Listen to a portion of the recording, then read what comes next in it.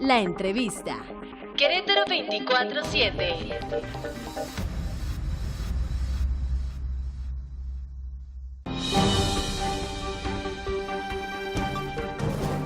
Bien, gracias. Son las 9 de la mañana con 25 minutos. Gracias además por seguir con nosotros. Un tema que le planteábamos ya al principio de este espacio de noticias es el que tiene que ver con este hecho que hoy en nuestro país se cumplen 23 años. 23 años en que la historia nacional parece que no ha cambiado mucho, que la historia nacional tendría que haberse también ido por otros rumbos, por otros derroteros. La historia nacional que a lo mejor partidos políticos, fuerzas políticas, actores sociales no han sabido leer, no han sabido interpretar para que hoy, a 23 años de distancia, pudiéramos imaginar o saber qué hubiera pasado si las cosas no hubieran sido como ocurrieron aquel 23 de marzo de 1994 en Lomas Taurinas. ¿Qué hubiera pasado en este país? ¿Qué hubiera pasado si Luis Donaldo Colosio hubiera sido presidente de la República? ¿Qué país estaríamos viviendo ahora? Hoy, a 23 años de distancia, creo que muchos podemos seguir todavía retomando en esa frase del discurso que marcó a muchos de aquel 6 de marzo del 1994, veo un México con hambre y sed de justicia,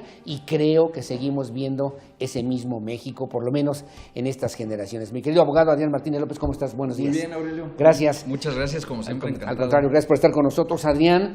Para jóvenes ya no significa nada Luis Donaldo Colosio, para los partidos políticos un reconocimiento, por lo menos entiendo que a nivel nacional, de la Secretaría General se realizará en la Ciudad de México, pero para muchos parece que la historia de Luis Donaldo se acabó, por lo menos. Sí, desgraciadamente la figura de héroe contemporáneo que se le fabricó a Luis Donaldo Colosio se ha ido perdiendo un poquito con el tiempo, la verdad. Pero creo que hay muchas de las frases que él utilizó en el discurso que tú mencionas, del monumento a la revolución, que tienen mucha aplicación al día de hoy. A mí no me gustaría irme al aspecto económico porque la verdad no lo conozco, pero pues él hablaba de cosas para esa época, que estamos hablando de 1994, muy avanzadas y que hoy ya son una realidad. Él hablaba en ese momento de una cuestión aspiracional, de lo que debía ser el poder. Incluso en ese discurso habla muy claro y utiliza varias frases que era necesaria una reforma al poder. Parecido al discurso de Luther King en algún momento de yo tengo un sueño, ¿no? Yo tengo un sueño, tengo una visión de lo que puede ser un nuevo México, pero me llamaba la atención, Adrián, porque desde entonces se hablaba del tema de la corrupción, se hablaba del tema de la necesidad de abrir los espacios a la participación de la gente, de retomar el sentido social realmente de la política, de la justicia en este país, y que pues por lo menos parece a las élites gobernantes o a los grupos políticos les importa muy poco, ¿no? Pues sí, les importa poco a algunos, pero... Bueno, te la planteo así para que... Sí, te entiendo, gracias. Sí les importa poco, pero la verdad es que hemos avanzado muchísimo en ese tema. Él hablaba, por ejemplo, de una independencia del Congreso, que por lo menos en el Congreso Federal ya la tenemos, la hemos vivido, por ejemplo, en los sexenios de Fox y de Calderón, que... Pues ellos, el Congreso los limitó mucho, no les permitió actuar porque no votaron a favor sus iniciativas. Luis Donaldo Colosio en esa época también hablaba mucho de la transparencia, de la rendición de cuentas, que ahora es una situación que vivimos todos los días, tanto los gobiernos como los partidos políticos. También él hablaba muchísimo de un sistema de impartición de justicia real, en el cual no siguiera viviendo la realidad que se vivía en esa época, de corrupción, de influyentismo, de que las personas, los ciudadanos, no tenían ese acceso efectivo a la justicia. Y también creo que hemos mejorado muchísimo. Otro tema que a él mencionaba en ese discurso y en gran parte de su campaña, era la autonomía de los órganos electorales, que ahora es un tema que ya no podemos debatir ni discutir, porque a nivel nacional tenemos uno que es completamente autónomo, y a nivel local también tenemos nuestros organismos autónomos con una justicia electoral que no depende del Ejecutivo, sí hemos avanzado mucho, y algunas de las aspiraciones que él mencionaba en ese discurso las hemos alcanzado, de formas a lo mejor que él no esperaba. ¿Tú crees que Luis Donaldo Colosio estuviera satisfecho a 23 años de este discurso, de lo que realmente está ocurriendo y está pasando y estamos viviendo en este país? Yo creo que no, yo creo que estaría viendo los avances, pero no estaría satisfecho porque queda mucho camino que recorrer. Sí, y es un tema que tendrán que atender. Me llama la atención porque si le preguntamos hoy por hoy a los jóvenes que están en las universidades, Adrián Martínez López, y estamos hablando y pensando en lo que realmente pudiera pensarse o ser el futuro inmediato de este país, la figura de Luis Donaldo Colosio pues ya no significa mucho. Para muchos en nuestra época, en nuestras generaciones, o en mi generación por lo menos, Adrián, significaba esta idea de un líder que por sus propias ideas fue masacrado por una élite, por una cúpula en el poder. Esa es la lectura que muchos tenemos, ¿no? Y que esto nos obligaba a pensar en un México diferente, en un México distinto, en un México que pudiera transformarse sin necesidad de que hubiera derramamiento de sangre. Después viene el crimen organizado, viene la época de Fox, la época de Calderón. Ese 94 estábamos viviendo el 1 de enero el tema del Ejército Zapatista de Liberación Nacional, Camacho Solís, en fin, había una efervescencia política muy singular para nuestro país. Volveremos a vivir. La pregunta está muy complicada, Adrián, pero tendremos que vivir de nueva cuenta escenarios parecidos a los que vivimos ya en el 94 para que se componga de mejor manera este país, o sea, recomponga este país. Yo espero que no, con toda sinceridad, porque haciendo un poquito de recuento, de la fecha del magnicidio de Colosio, nuestro país en 70 y tantos años no había vivido una situación de violencia de ese tipo, de una violencia política, ¿no? No había habido un magnicidio desde la época de la Revolución y de la posrevolución. Entonces, pues ahorita son nada más 23 años. Entonces, yo pienso que una cuestión de un cambio por la vía de la violencia o una situación como esta que nos sacuda no sería nada favorable y tampoco es necesaria. La verdad es que ya tenemos muchas instituciones que se crearon a partir de este movimiento. Pero estás hablando de gobernabilidad. Sí, claro. Estarán pensando que las instituciones también tenían que estar trabajando en el asunto de gobernabilidad. Hoy hablan los banqueros sobre el tema López Obrador y dicen, nosotros no tenemos pendiente de que quede en el gobierno el PRI, el PAN o Morena o el PRD, nosotros vamos a seguir trabajando porque son, como tú bien lo comentas, instituciones nacionales que tienen que seguir funcionando. Pero el aval que dan a López Obrador de decir, no le tenemos miedo, si López Obrador es presidente de la República, igualmente tendremos que seguir funcionando. ¿Estamos preparados para que esto pueda ocurrir en nuestro país? Sí, por supuesto. Incluso escuché hace poquito una frase de Porfirio Díaz que le preguntaban que por qué el proceso democrático en una entrevista no se instauraba en México. Y Porfirio Díaz que contestaba, es que México no está preparado. Yo creo que sí estamos preparados y la sociedad trasciende a los políticos. Como bien lo dices, pues los banqueros mencionan que van a trabajar con quien llegue al poder.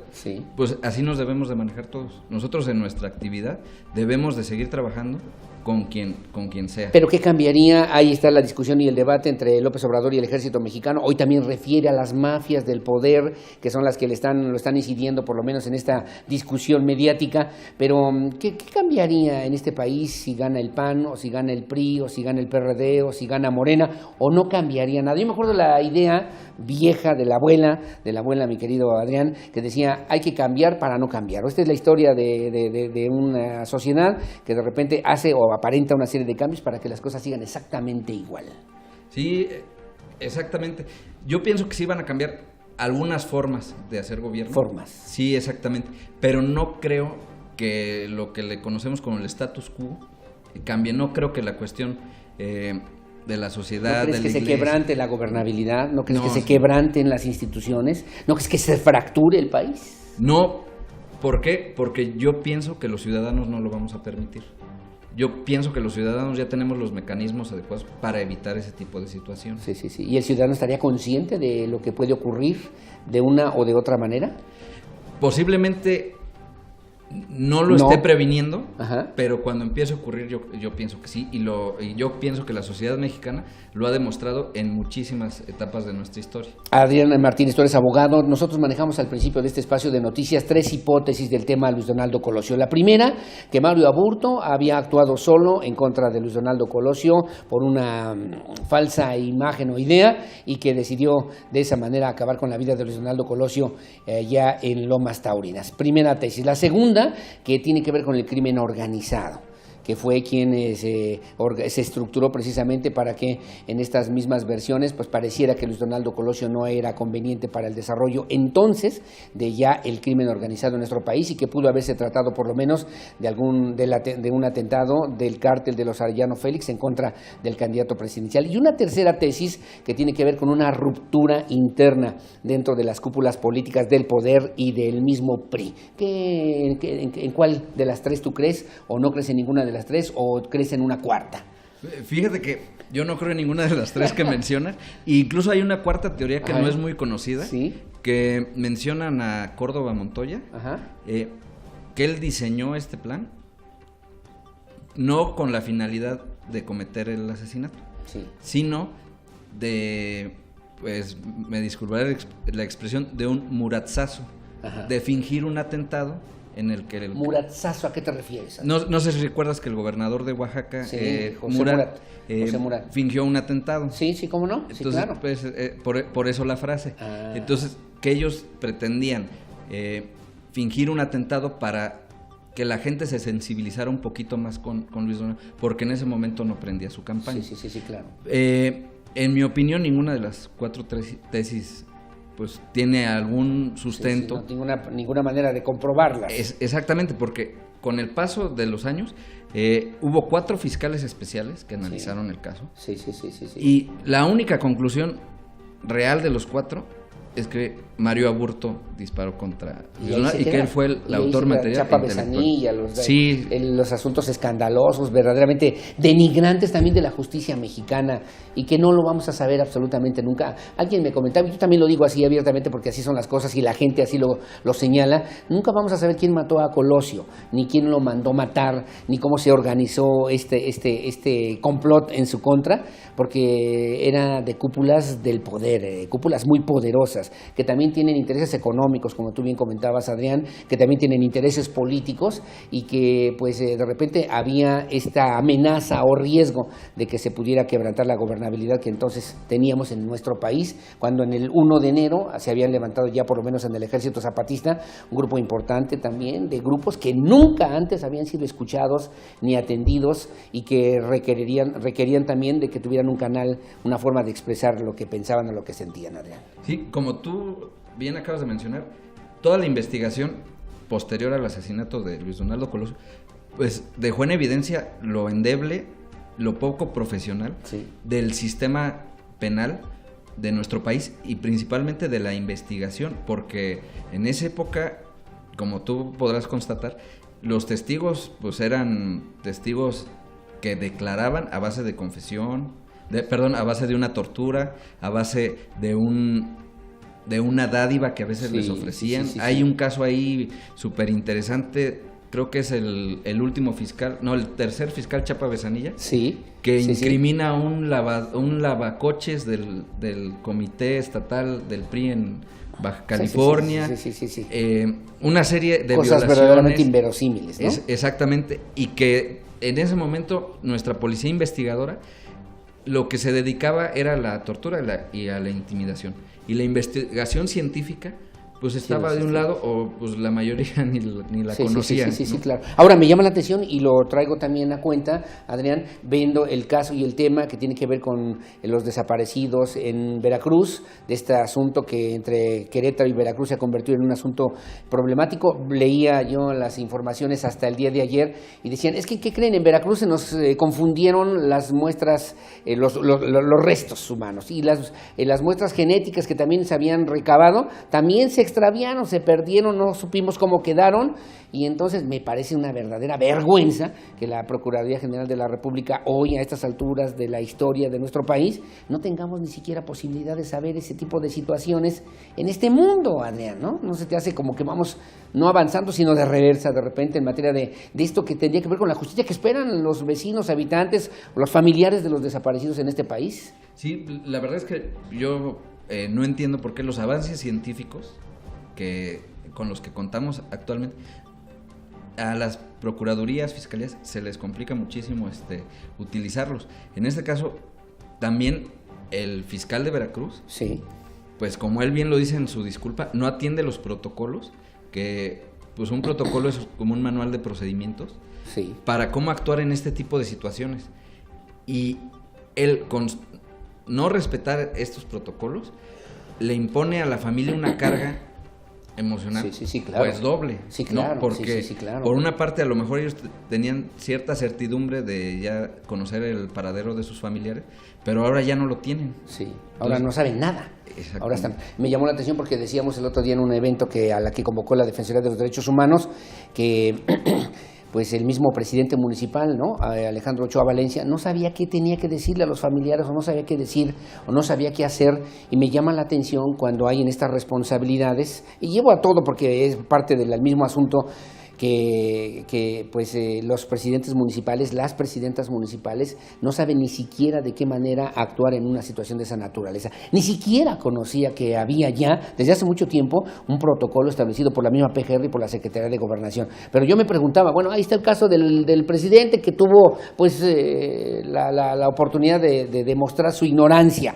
¿Cuántos más que son ignorantes y que no han dicho absolutamente nada sobre estos asuntos, por ejemplo, y que son parte de una responsabilidad institucional muy importante como estar al frente de un municipio, mi querido Adrián? Sí, desgraciadamente no es el caso exclusivo de ese municipio.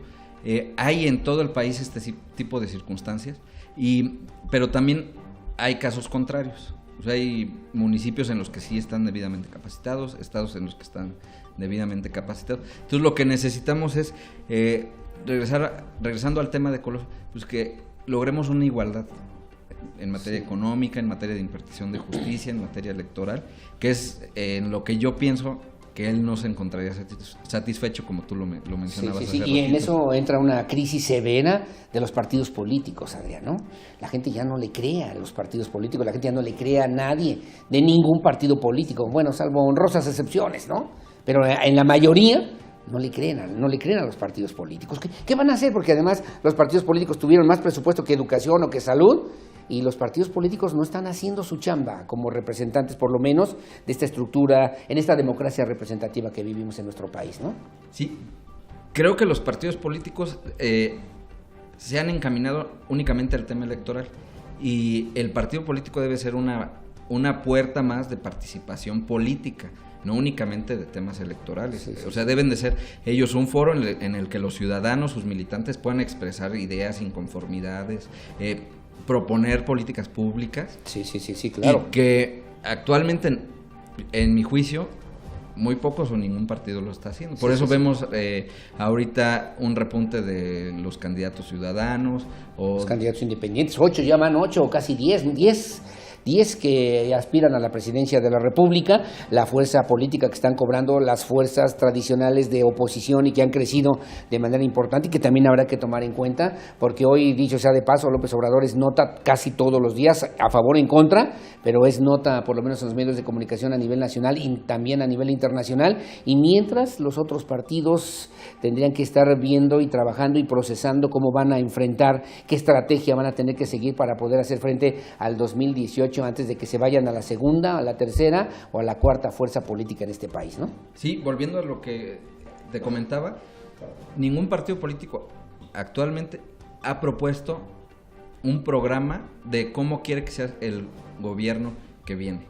No tenemos ninguna opción que analizar más que la de López Obrador, buena o mala, pero es la única que actualmente tenemos. Sí, es cierto lo que dices. Entonces, no hay una propuesta del PAN. No hay un marco de comparación, ni siquiera han trabajado en esa parte, ¿no? Exactamente, y pues ya estamos ya casi a un año. Nada. Bueno, en septiembre formalmente arranca el proceso electoral, ¿no? A nivel federal, en septiembre. Adrián Martínez López, ¿con qué cerramos esta idea y qué le dejarías a la audiencia que nos ve en Querétaro 24/7 Noticias de lo que tendríamos que pensar hoy por hoy de Luis Donaldo Colosio?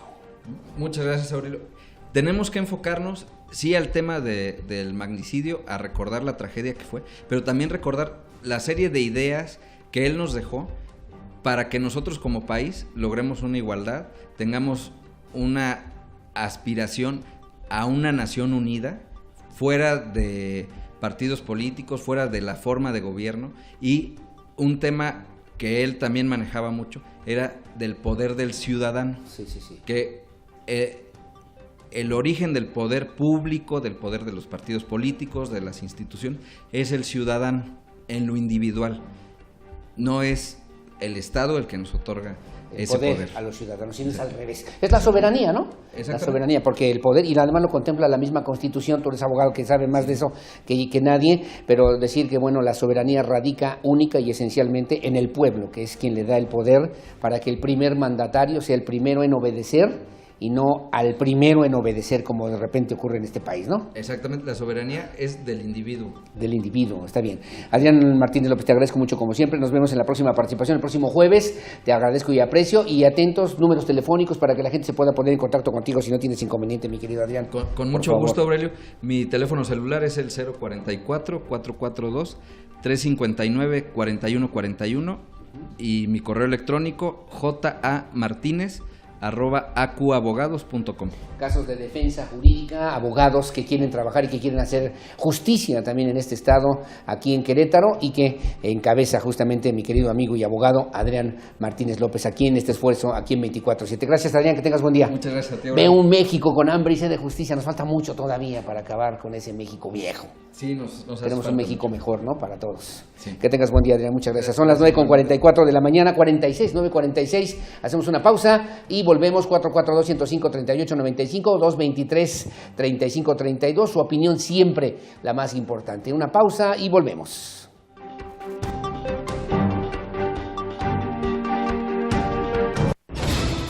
Querétaro 24/7.